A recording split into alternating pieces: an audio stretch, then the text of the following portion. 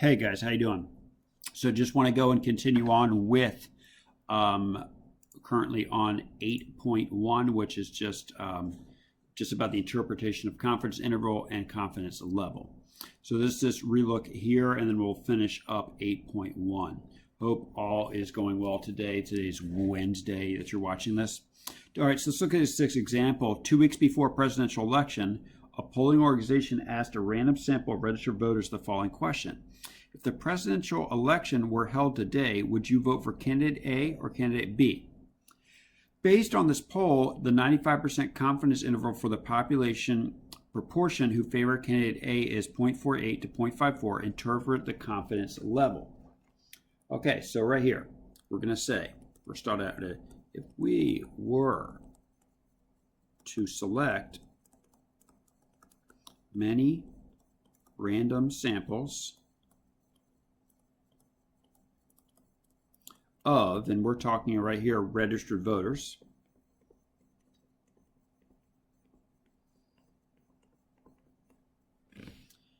Okay. So we were going to say if we were to select many random samples of registered voters, about 95% of them, of these samples, will result in intervals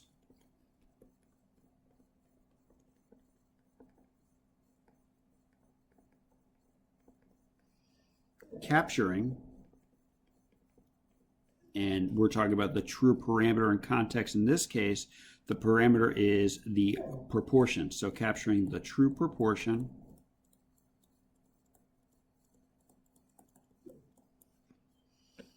of voters who favor candidate A.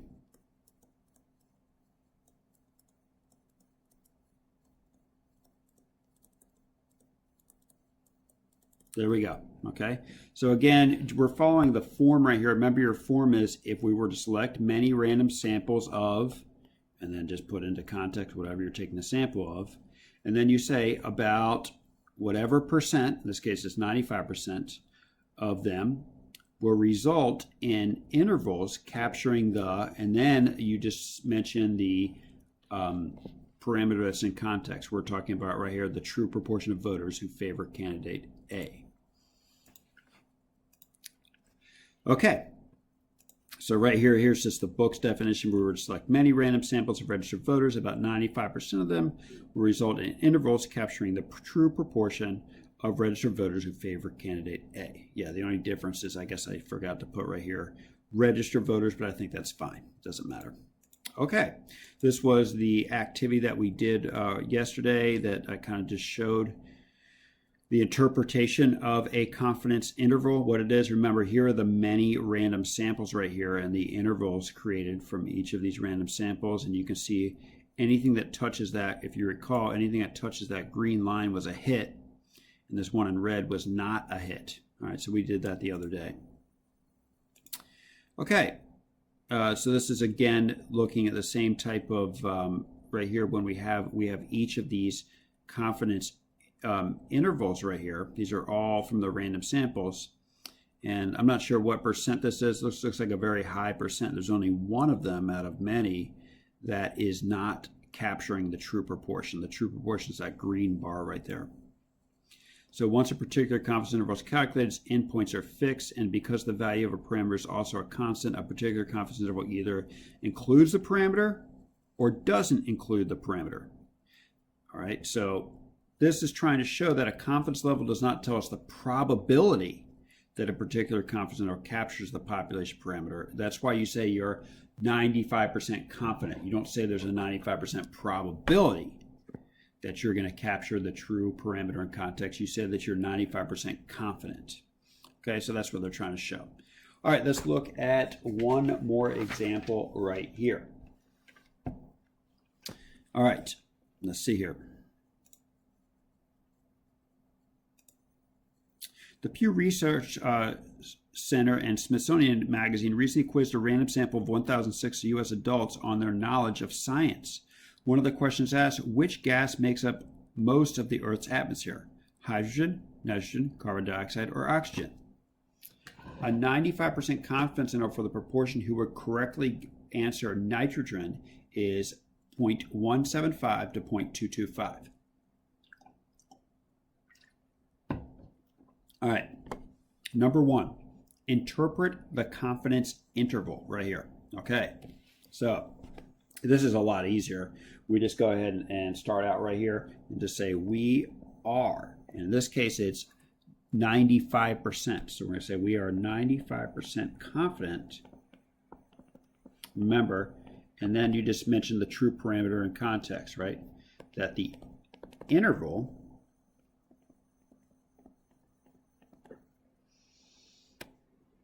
from, in this case right here, we're talking about 0.175 to 0.225, captures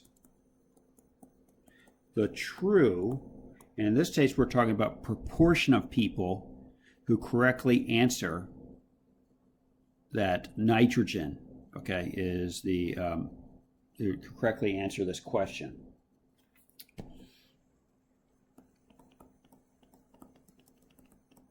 So this is true proportion of U.S. adults who correctly answer the question.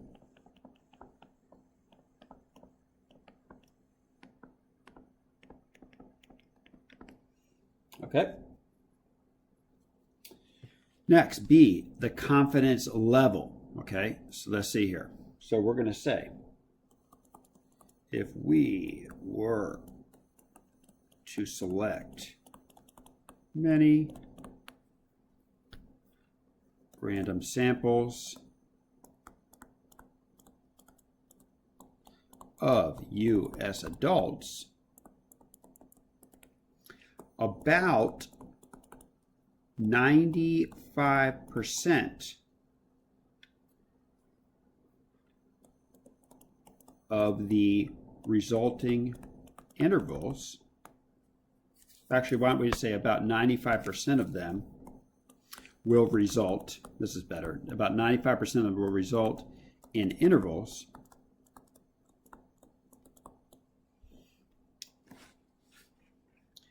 that capture the true proportion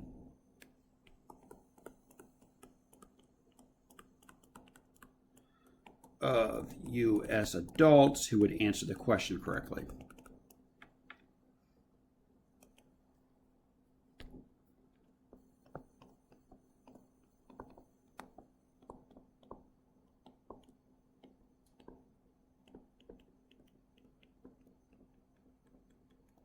All right, there we go. Okay. Yeah, instead of saying, you know, a portion of U.S. adults who would correctly say that nitrogen is the gas that makes up the Earth's atmosphere, I think that's going a little too far. You can just say correctly answering the question. Okay, that's good enough. Calculate point estimate and margin of error. All right, math, yay. So point estimate, remember, we're talking from 0.175 to 0.225, and we want to get that average. So we'll just go ahead and say 0.175 plus 0.225. We just want to get the middle right there divided by 2. All right, that's going to give me right there 0.20. Okay, the margin of error. Remember what you do right here. If it helps, draw a picture. But the margin of error, remember, if you think about it, if in the middle is 0.20, and as high as we go is 0.225 and low is 0.175, we just have to subtract 0.225 minus 0.20. And that's going to be right there, 0.025. Hang on, Mike. Having issues here. 0.025. There we go. And that is my margin of error. Okay. Does the instead of provide convincing evidence that less than 25% of all U.S. adults would answer the question correctly? Explain. Oh, so let's think here. So the interval, once again, is right here from 0.175 all the way to 0.225, right?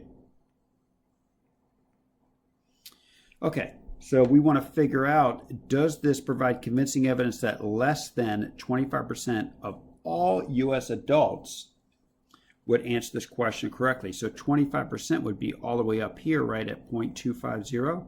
And so this is the entire interval. So I'm going to say yes. Okay. So yes, right here, all of the plausible values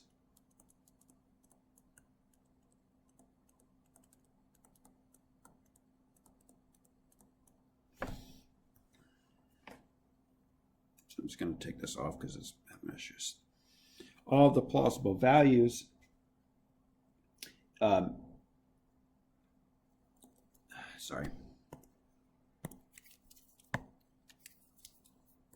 in this confidence interval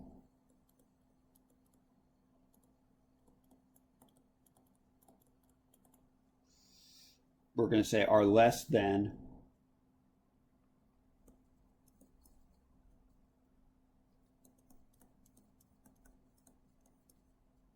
25%.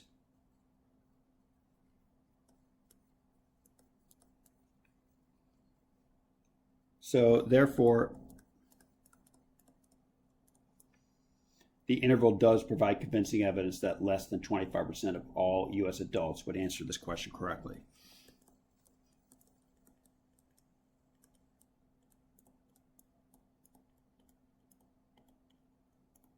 I'm just going to abbreviate convincing evidence.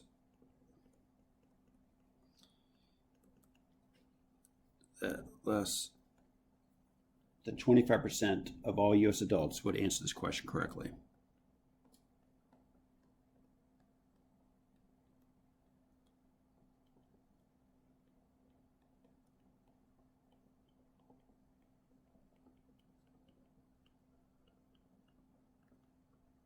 Correctly answer this question, and I have no room right now. Okay, so we're done. All right, so yes, all of the plausible values in the confidence interval are less than 25%. Therefore, the interval does provide convincing evidence that less than 25% of all U.S. adults would correctly answer this question. Okay, here we go, and these are the actual answers right here. I posted these slides, so if you want to see them in better handwriting, they're right here. Okay. All right, important tip. Many students lose credit for referring to the sample when interpreting confidence interval or confidence level for that matter. Remember, you're not referring to the sample, you're referring to the population, the parameter, right? So for example, the following interpretation is incorrect because it makes a conclusion about the members of the sample rather than members of the population. We are 95% confident that the interval from 0.175 to 0.225 captures the true proportion of U.S. adults who answered nitrogen. Replacing the word answered with the phrase would answer makes this conclusion about the larger population, not just about the people who were in the sample. Okay, so yeah, you want to say right here, oh, I see what they're saying. So you don't want to make it definitive like answered right here. You want to say would answer, because remember, like I said, what they're trying to say right here is we have a sample right here. We don't have the population. We're inferring to the whole population right here. So that's why we want to say would answer. Okay, so captures the true proportion of all U.S. adults who would answer. Makes that about the whole larger population. Okay. On a given problem, you may be asked to interpret the confidence interval, the confidence level, or both. Be sure to understand the difference. The interval gives a set of plausible values for the parameter. The level describes the overall capture rate of that method. Okay. In general, we'll prefer an estimate with a small margin of error. The margin of error gets smaller when, oh, this was going on in the video that the Skew the Script guy did. So in this case right here, so first, let's see here. The confidence level decreases. So remember, we said this, if we are less, if we're less confident, then right here, the margin of error is going to decrease. When we're, remember, just if we're more confident, then we have to extend this. We have to extend the line out because we have to have a larger margin of error. So when they're right here, if the confidence level decreases, that will give you a smaller margin of error. All right, you have to accept less confidence, but that gives you a smaller margin of error. Another thing, when the sample size increases, so this is what I always think of, all right? If I have a larger sample size, so if n increases, what does that mean? That means that if let's say I have a wide standard deviation right here, when I increase, when n gets bigger, that's going to go and turn this into a smaller standard deviation. It's going to tighten everything up. And therefore, it's going to give me a smaller margin of error. So in general, the confidence interval is going to be much smaller. So whenever you have a bigger sample size, that is going to right here reduce the margin of error. And there, of course, that's going to reduce the entire confidence interval. It's going to make it narrower.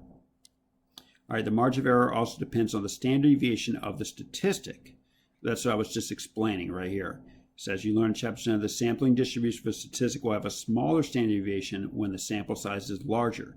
So yeah, that's what I was just explaining. As n gets bigger right here, what's going to happen is if we have a wider standard deviation, it's going to go and get much smaller, and that's going to give you a smaller margin of error. Okay, it's going to make everything more narrow. The margin of error does not account for any sources of bias in the data collection process. Okay, we'll talk about that later, but margin of error doesn't account for actual bias, and bias is due to bad sampling, if you remember. For a normal sampling distribution, extending about 2 standard deviations in each direction from the statistic produces an approximate 95% confidence interval. Okay, and that goes from the empirical rule. Remember, 2 standard deviations is 95%. Remember, 3 standard deviations is 99.7%. 1 standard deviation was 68, right? So 68, 95, 99.7. The more general form for a confidence interval is your statistic plus or minus critical value times the standard deviation of a statistic. All right, we'll look more into that next section, though. A critical value is a multiplier that makes the interval wide enough to have this stated capture rate. Okay, so let's go and look at an example right here, see what we can do. And let me put another slide here. All right, good. All right, as part of a project about response bias, Ellery surveyed a random sample of 25 students from her school. One of the questions of the survey required students to state their GPA aloud. Based on the responses, Ellery said she was 90% confident that the interval from 3.14 to 3.52 captures the mean GPA for all students in her school. Explain what would happen to the length of the interval if the confidence level were increased to 99%. Okay, so if we're more confident, that means that what do we have to do? We have to actually we have to widen that confidence interval. So therefore there's a much better chance of it actually hitting the population parameter. In this case, that would be the population parameter is the mean GPA. Okay, so right here, so let me just put that into words. The length of the interval right here would increase if the confidence level would increase. So when the confidence level, or why don't we just say if the confidence level would increase to, why don't we say increase from 90% to 99%, this would widen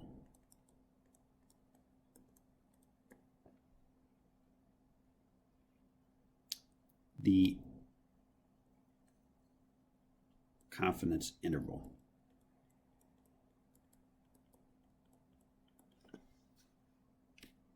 And this is because it increases the margin of error.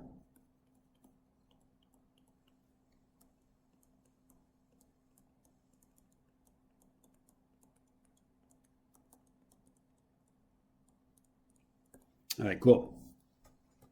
So just remember right here, as your confidence level increases, that's going to go and cause your interval widens. And the reason is if you're more confident in something, you have to increase that interval and make sure you hit the population parameter.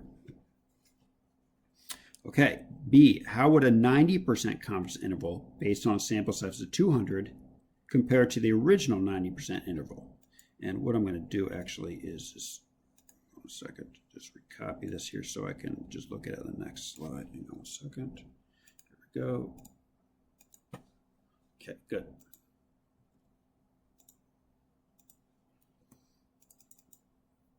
Okay, let's see here.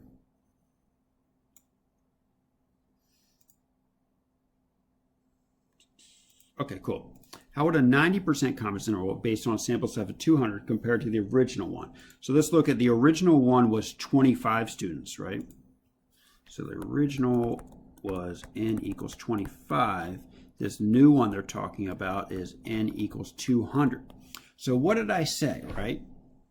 I said that if you increase your sample size, the standard deviation decreases. And in general, your values tighten up.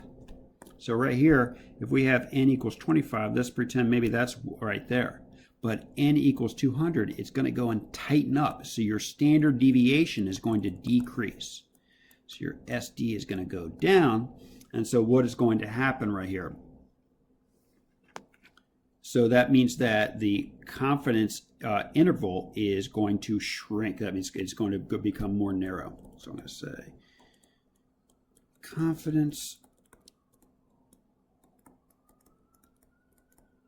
interval would narrow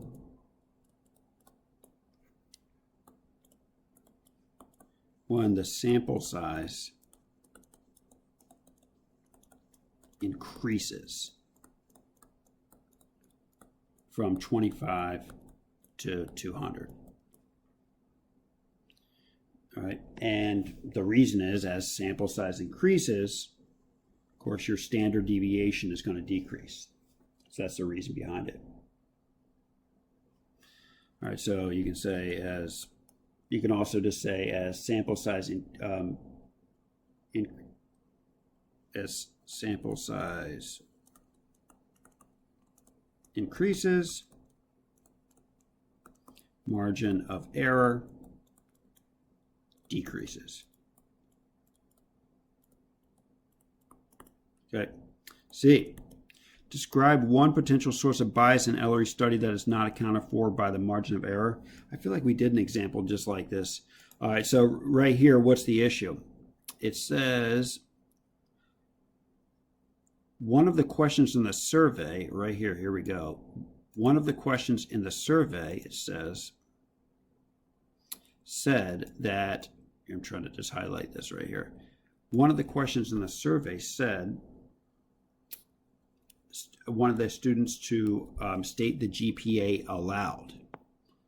All right, so I think one source of bias right here is that a lot of students are not going to be honest about their GPA if they're saying it out loud.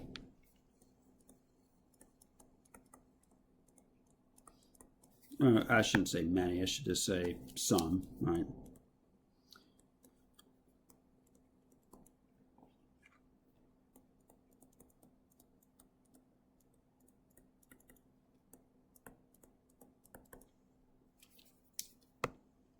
And I should say may, right? You don't want to use such definitive language right here. Some students may not be honest about their GPA when reading or when saying it out loud.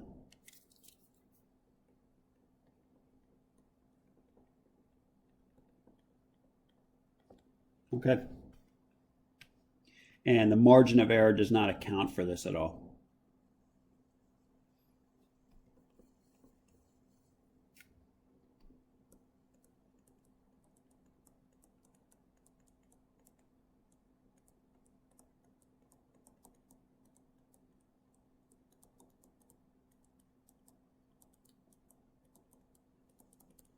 Okay. So, that's just due to poor study design. They should have actually just recorded the student's GPA instead of asked them. All right, so this is actually the book's answer right here. A, the confidence interval would be wider because increasing confidence level increases the margin of error, right? B, right here, what happens when you increase the sample size? The confidence interval will be narrower because increasing the sample size decreases the margin of error. And lastly, C, describe one course of bias. That's what we just said. The margin of error doesn't account for the fact that many students might lie about their GPAs when having to respond without anonymity. The mean GPA of our students might be even less 3.4. And we are done. Okay, guys, see you later.